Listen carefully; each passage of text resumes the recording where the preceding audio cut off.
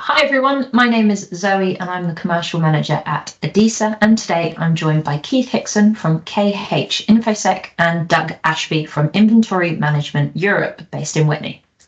IME is an independent provider of IT products and services for the enterprise and data center markets, and their IT asset disposition services have become certified to ADISA's Standard 8, as well as the ITAD Essential certification in May of this year.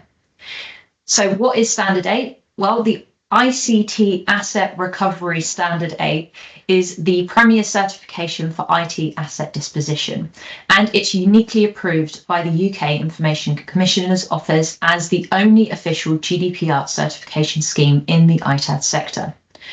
So Standard 8 rigorously validates every stage of the ITAD process, from customer risk management using the data impact assurance levels, the DIAL framework, to secure collection, sanitization, and disposal or reuse. Certification under this scheme not only reduces the risk of data breaches and regulatory penalties, but it also enhances transparency, simplifies audits, and strengthens trust with clients, especially in regulated sectors like finance, healthcare, and government. So, Doug, I'll start with you. Could you briefly introduce IME and the core services that you provide? Sure. Yeah. Well, so we've been in different variants for the past 25 years in the industry that provides spare parts to maintenance companies. And historically, that's been under contract, so a contractual agreement between our organization and maintenance organizations. But more and more recently, that's sort of gone out of favor, and it's more ad hoc now. So we have to carry a lot of spares, and we distribute them throughout the world, really. But our main sectors are the UK and France. We have about 11 remote logistics centres in France where we store parts, where we have a very, very large contract. We also are a brokerage service where we buy and sell complete systems and trading complete systems. And we provide sort of technical support, third level technical support. So I guess, maintenance organizations, their engineers may go on a training course, and then unfortunately the first time they see a computer system they had a training course was 6 to 8 months after the training course, whereas we're working in that product day in, day out. So they'll give us a call and we'll talk them through things. So that's the sort of core of the business. Brilliant. And Keith, can you tell us a little bit about KH Infosec and what you do there? So I'm director owner of KH Infosec, as you may guess from the name.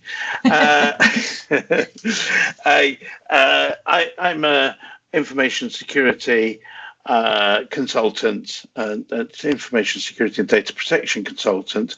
I help organisations to implement information security and data protection processes. And the process I've helped IME to become ISO 27001 compliant, and extending that into the ADISA Standard 8 certification.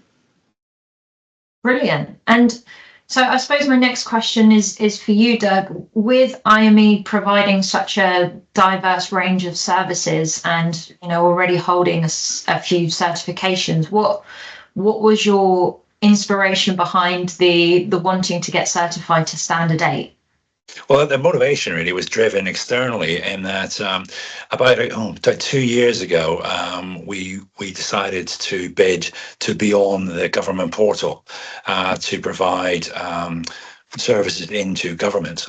We tried before many times, but the problem with the government portal was it didn't recognize used parts. Although I've been beating at government's door for the past 25 years, telling them that, we can recycle their own kit back into government, where they can use reused kit. They eventually woke up, smelled the coffee, and they decided to do a vertical where you could provide that product to them. And initially, we had to go through client services. It was a very long tendering process. In fact, Keith helped us with that as well.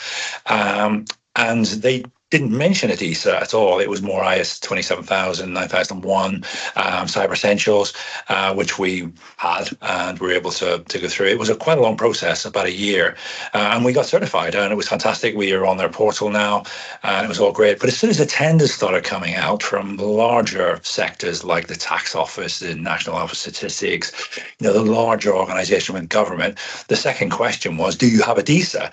And if the answer was no, it was go away. And if the answer was yes, it was progress. And that was a little frustrating that it wasn't enough, that we didn't know about that beforehand. Yeah. But so we had the choice either to stick with the very low tenders for small schools or, small healthcare providers, or which is what we wanted to go for, was the big stuff. So it made the decision for us to go for ADISA, really. And that was our motivation. And I think secondary to that was, because there was a big cost, we thought it would be a huge cost, but actually it didn't turn out to be that. But our view very much was this was going to be really expensive to set up the secure labs and all that sort of stuff. So the second kicker for us was really, it turned us into an ITAD that could bid on, large non-government contracts, but large contracts with large bodies, large PLCs, and jump down the tender list by answering question 2 and moving on rather than having to go away. So yeah, there's whenever we speak to people that are just going through the beginning stages of the certification process, it's always really interesting that it's either they're joining because they really want to get an independent overview of where they are as a business, or you get another camp, which is, well, the customers asked for it. So it's fine. We know, we know we're pretty good, but in order to get this tender, we have to now get ADISA. So that's really interesting that happened for you as well. And how did you find the audit process? I think it was a little harrowing at starts because, I think more about getting the secure stuff and separating our normal business from an ADISA process with having a specific secure lab and specific ways of doing things within that lab and access control and the security issues. However, we had your main man round who came and saw us a few months before we thought about this, and he sort of allayed our fears that it wasn't going to cost millions and you could do it on a reasonable budget. And our thing was, I guess, our fear was that, if we invested a huge amount of money as a small business and it didn't work, or it didn't get us the contracts or the business that we hoped for, it was a waste, I guess, of a large amount of money. But, when it was pointed out to us that we could do it, not on a shoestring, but on a reasonable amount of money, then we felt, if we did it and we didn't win the business, then, it still was an area that we could use for our business. But it wasn't this huge investment we were frightened it would be. So that helped. And the audit process itself, actually, the auditors were very helpful. Obviously they have to stay independent and can't tell you when you've done things wrong. But I think the information that was provided beforehand, before the audit, to allow us to do the audit, and I think Keith probably is the better man to answer this question, was very, very good. So, we were able to not be 100% right, but be on the right side of it most of the time. Yeah, and yes, and to Doug's point, the standard is quite clear, and some of the audit went fairly smoothly. The audit was reasonable. But there were still some things we struggled with, but we got over those, and we got through the audit, which is relatively unscathed, as it were. That's always good to hear. Yeah. But yes, it's a different standard to others, and it's quite exacting. Was the is what my experience. Yes, absolutely. I think you share that experience with all the other certified companies as well. It really is it's prescriptive, and yes.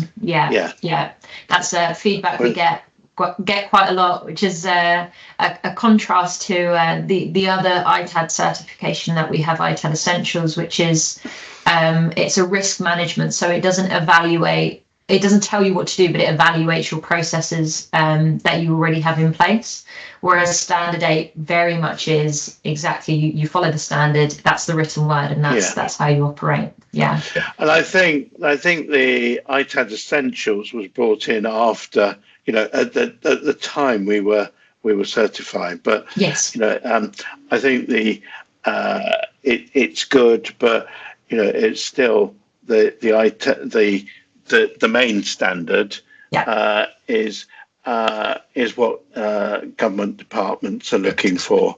Absolutely. Rather than I think the other one is much more aimed at probably in smaller, smaller industry that want an organisation with processes, but aren't necessarily looking for that rigorous control. Absolutely, yeah. It's the added level of assurance of knowing that your operations are GDPR compliant, and the other standard. It really is for ITADs that are looking for risk assessment, and that's where that ends. Whereas the Standard 8, it's been written alongside the Information Commissioner's Office. It's UCAS accredited delivery. It's completely and officially GDPR approved, and I think as far as government tenders certainly, and anyone that is looking for that extra layer of assurance, it's the primary standard, the gold standard of ITAD, and it's been around for so long, and it's got so many years of assurance and credibility behind it that if you get it, your customer really can be rest assured that you're in accordance to the highest levels of data security. Yeah. So what are the biggest internal benefits that you've seen since becoming certified? Well, I think you've answered them, actually. It's that the process is so laid out, you can't go wrong. You follow the process, the product comes out at the end. It's almost like a machine, a factory, something comes in one end and what comes out the other end is exactly what it says on the tin. And I think from a business point of view and a business owner point of view, that's great, And I think, there's no question, if you can't deal with a product, it's destroyed. And our clients love that. And I love it. As a business owner, I know that if they will follow that process in that lab, and, there won't be any comeback on us. And you see all the things that do go wrong in the world out there and the fines that are being leveled on organizations. It's scary. So, at least knowing that we have this and people are following that process, that shouldn't happen to our organization, and that's I guess it makes you sleep better at night, I guess, bottom line. Yeah, well, absolutely. That ultimately that's what the certification aims to do, and for your clients as well, knowing that their data and their assets are being managed in a way that is aligned to law, that is GDPR compliant. Have you noticed there's been a change in their attitude as well, knowing that they're dealing with a certified partner? I think so, but I think it's more chicken and egg, and what they've asked for it. So the assumption is that we're going to do it. But what, we've had our first large government contract through, and it was a real taster and test for us, and we were very excited about it, and they're very happy with the end result. So I guess it works. It says what it does in the tin. It got his business, and we put it through, and it all worked, and they want to use us more. So that's all you can ask from something, isn't it? Absolutely. Yeah, win-win. I mean, the certification, ultimately, if it's not generating money, then it could become a burden on the company itself. So that's really reassuring to hear. And I suppose we'll wrap up with one last question, and that's what's next for IME. Well, I think we've seen an increase in business. We have taken on 3 more salespeople. We've taken on more engineering staff. I mean, our engineering staff has gone up by like 4 times. Yeah, I know, and quite a lot. I was shocked when because I only visit the office like 3 or 4 times a month, and when I went down, there's all these people, and I mean, they're all a lot of trainee engineers, that in there that we're training up. But it's great because we can train them straight on ADISA as well. So. So that's all. So, and I guess that the big thing for us is we're actually thinking that we need to look for bigger, newer premises. Our premises are, large enough at the moment. They're getting a bit ancient, and I think we'd like something more high tech, because having to build a secure lab within that was not a challenge. It wasn't a challenge from a cost point of view. It was a challenge from how do we fit it in? How do we get it into this building? Whereas, I think what we're really looking at now is the next 12 to 18 months is moving to a much newer facility, larger, newer facility, where we can build it in almost to the whole facility rather than a separate facility within a facility, if you know what I mean. And that was I think that was the main challenge we had, was the physical security side of it, and getting and putting in the that secure lab, because we had many options that we explored and discounted until we came up with the solution that's worked and got us satisfied. But that, I think everything else was is process, but that was the main thing that took time. Yeah, and understandably so. There's unfortunately it's quite an investment, but it should give your customers an enormous amount of reassurance that everything is about as secure as it possibly could be. Absolutely does. Yeah. So that's really exciting to hear, and it sounds like you'll be doing staff inductions for the next 12 to 18 months. I know. And our systems our base systems are really complex, because we've always run a birth to grave sort of analysis of all the spares that come through the building. So, just learning our computer systems is difficult enough. They're all on induction systems at the moment. Yeah. Fantastic. Well, thank you so much for your time, both of you, today. And thank you, Zoe. Thank you. Yes, absolutely, and have a lovely weekend. You too. Cheers. Okay. Bye. Thank you very much. Bye.